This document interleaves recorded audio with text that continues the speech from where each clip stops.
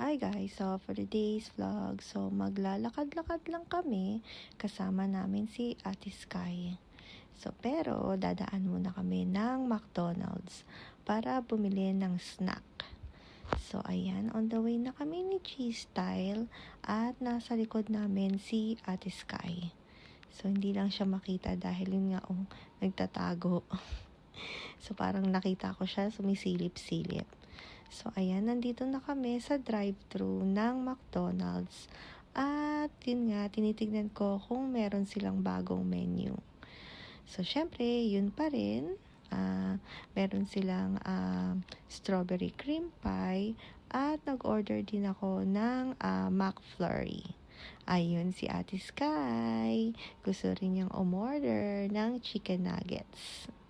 Ayan, kinakausap siya ni G-Style kung gusto niya ng chicken nuggets. So, ayan, naka-order na si G-Style at nakabayad at pipick upin namin sa kabilang window yung in-order namin. So, eto na guys, yung in-order ni G-Style, yung McFlurry, and then may Coke, syempre may French fries, hindi pwedeng walang French fries. So, tara guys, nandito na kami sa park. Isa to sa mga park na nilalakad-lakaran nila ni Ate Sky at ni G-Style. Ayan. So, nauna na sila G-Style doon at marami ding nagfi-fishing dito guys. Ayan. Diba? Napakalawak ng park. Ayan, medyo nung time na to ay napakahangin nga lang. Sobrang mahangin. Kaya nga kailangan talagang magmask dahil lahat ng pollen ay talagang masasalo ninyo sa sobrang lakas ng hangin. So ayan, dala-dala ko na rin pala yung in-order namin sa McDonald's. At doon kami banda po pwesto. Ayan, kitang-kita din pala dito yung Monkey Island. So, ayan, si Ate Sky at si G-Style. So, ayan. So, ayan, tingnan nyo guys, diba? Sobrang hangin. Feeling mo, liliparin ka na. So, dun tayo po pwesto, dun sa gazebo na yon. Buti na lang at walang tao.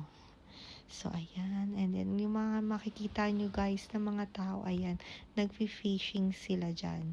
So, hindi ko lang din alam kung anong klaseng fish yung nahuhuli nila, kung ilan, at kung anong oras pa sila nandyan.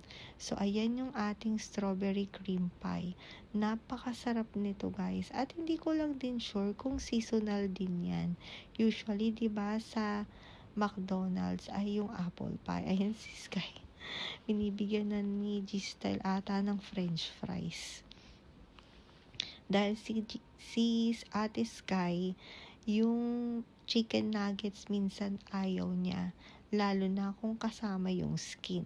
So, kailangan talaga ihimayin ninyo at ibigay lang sa kanya yung white meat. So, ayan, dito lang kami ni G-Style kakain ng aming snack.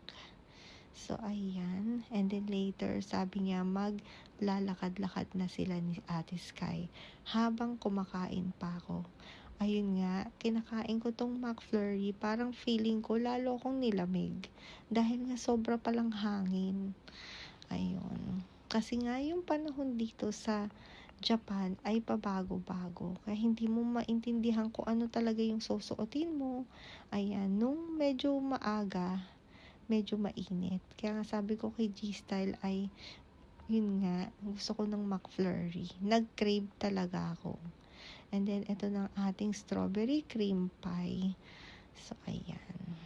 Napakasarap niya, guys. Talagang hindi nakakasawa. Hindi kasi ako talaga mahilig sa apple pie. Kaya, ayan, nung na-discover ko yung strawberry cream pie, yan na lagi ang in-order ko. So, ayan. Kain na tayo, guys. At after naming mag-snack dun sa park, dumaan kami dito sa Donkey. At ito yung Filipino section or Pinoy section nila. So, ayan, ang daming tinda, diba? So, ayan, may mga sardinas, ayan, at kung ano-ano pa. Ayan, may mamasitas, And then, meron din silang ice cream. At ito talaga yung bibilin ko. Yung tender juicy hotdog. Ayan. At meron din silang pansit canton. So, hindi ko lang alam kung mura yan o mahal. At meron din silang kopi ko. So, meron din pala silang kopi ko dito. At saka yung Gina na juice ba yan? And yung Chucky na chocolate drink. Ayan. O, diba? Talagang mamimiss nyo yung Pilipinas pag nandito kayo. Kasi nga, ang daming Filipino product. Ayan, pakita ko sa inyo. Meron pa ngang maling doon. Hindi ko na lang din maalala kung ano yung lasa nung maling. So, parang spam din siguro yan. Dahil yun nung nasa Pilipinas ako, na kumakain din ako niyang maling. Ayan, at bumili din ako ng itlog na maalat. And then, kinagabihan, ayan, nagyaya si G-Style kumain na naman dito sa aming paboritong seafood restaurant. At ng time na yan, ay sinusundan ko na si G-Style kung saan yung pwesto namin. At syempre, alam na rin ni G-Style kung ano yung bibili niya o yung kakainin niya or orderin niya. So, ayan. Kaya natatawa ako dyan guys kasi nga talagang parang kilala na rin kami. Dahil nga madalas din kaming kumakain dito. So ayan, diba? Yun pa rin. Pero guys, kahit yun pa rin, hindi nakakasawa yung pagkain.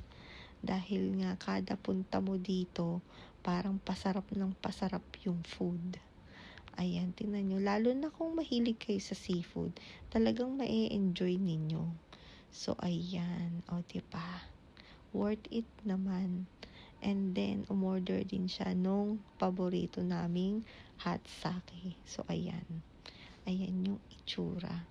Halos pareho kami ni G-Style. Kasi nga sabi ko ayokong masyadong madami at dahil baka hindi ko maubos. Pero yun lang pala ang akala ko. Kasi nung time na yan, kala ko yan lang yung kakainin namin. Or yung in-order niya. So sabi ko, tama lang din naman pala yung in-order niya. Dahil nga ayoko rin yung masyadong madami. And then, hindi ko rin naman mauubos at sayang lang. Ayan. Pwede naman sigurong i-take out. Pero hindi ko pa na-experience mag-take out ng food dito. So, yun nga, kaya nga sabi ko kay G-Style, yung tama lang. Para maubos din namin.